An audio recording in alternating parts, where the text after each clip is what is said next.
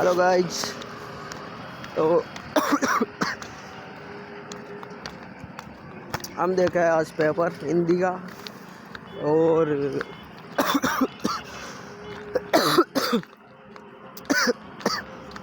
Paper में 2-3 question करने का टाइम ही नहीं रहा काशी की वजह से।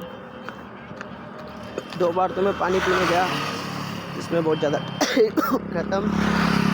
लास्ट में तुम्हारा भाई 3 क्वेश्चन छोड़ गया।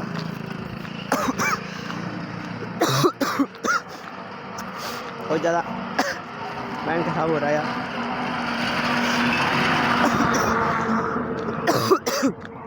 दोस्तों, किस किस का पेपर कैसा गया कमेंट करो।